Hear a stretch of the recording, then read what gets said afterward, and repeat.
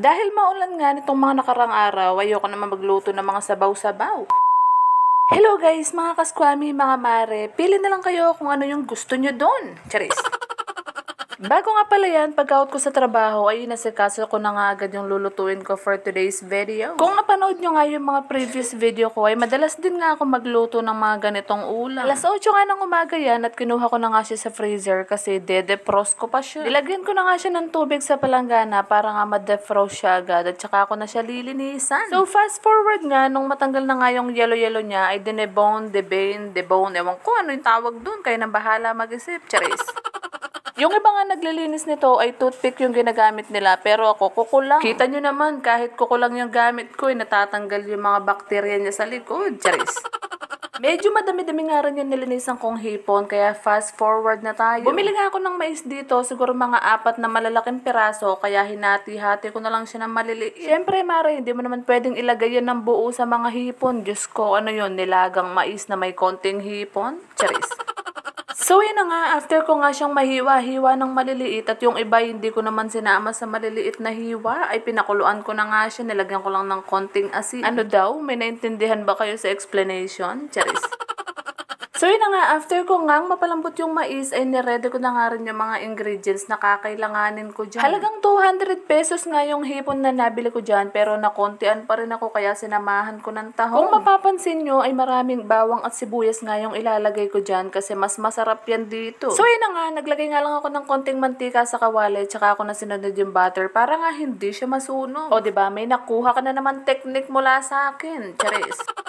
So yun na nga, after nga matunaw ng butter, ay sinunod ko na nga yung bawang at sibuyas para magisa-gisa na sila. Alam nyo ba, sa mga oras nga na ito, ay gutom na ako dahil ang bango nga nung pagkakagisa niya. Kung hindi mo pa nga na itatry yung ganitong luto, ay ano pang ginagawa mo? I-try mo na rin. So back to process nga tayo. After ko nga magisa yung sibuyas at bawang, ay sinunod ko na nga yung tahong. Igisa mo na nga lang siya ng very light kasi hindi naman siya matagal lutuin. After mo nga mahalo-halo, ay ilagay mo na rin yung hipon. So yun na nga, after mong malagay yung hipon, ay patuloy mo nga siyang halu-haluin para magsama-sama yung lasa niya. Siyempre, hindi mawawala yung mga pampalasang sangkap para naman malinamnam siya pag kinain mo. Naglagay nga lang ako ng konting magic sarap at konting asin dyan para mabalanse naman yung lasa niya. Para maluto nga siya, ay tinakpan ko nga muna siya at after nga ng ilang minuto, ay binuksan ko ulit tsaka ako nilagyan ng soft drinks. Optional lang naman to, pero para sa akin ay nilalagyan ko talaga palagi para medyo matamis siya. Wala naman ako sinusunod na sukat ng mga ingredients, basta tinatansya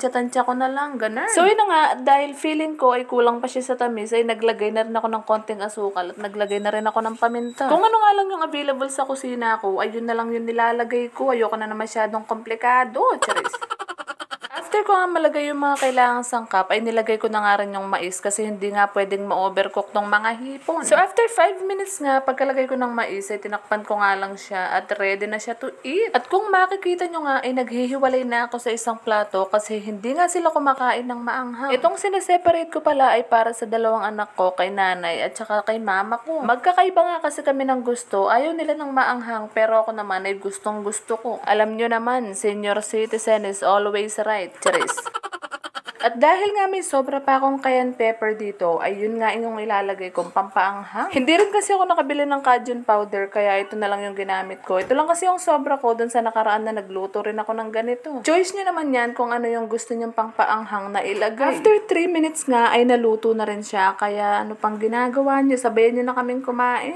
Thank you Lord ko na lang talaga sa lahat ng blessings na dumadating kahit mahirap yung buhay. Sobrang swerte na nga namin sa mga panahon na to kasi nakakakain nga kami ng mga ganitong ulam. Kasi tanda ko pa nga nung bata ako, hindi kami nakakakain ng ganitong ulam, yung ganitong luto, hindi namin nakakain dati. Hindi ka pa nga siguro aaten sa mga piyesta o kasal, hindi ka makakakain nito. Pero ngayon ay sobrang thank you nga ako kay Lord kasi nga marami pa siyang blessings na binibigay sa amin kahit papano. Kung dati nga nung dalaga ako at nung bata ako ay wala kaming kuryente ng ilang taon, ngayon ay Diyos ko, may sarili na kaming inuupahang bahay at na-afford namin tong mga ganito. Kaya ikaw na nakakapanood katulad nga nito na may pinagdadaanan sa buhay, abay huwag kang give up. Kung ano nga yung naumpisahan mo, ay pagpatuloy mo lang yan dahil malayo rin ang mararating mo sa buhay. Oo, hindi nga madali sa umpisa pero alam kong makakayanan natin lahat yan. At kung umabot ka nga sa dulo ng video na to, maraming salamat at pinanood at tinapos mo nga ito. Ayun lang muna nga for today's video. Sana na-inspire kayo sa aking kwento. Maraming salamat. Follow for more.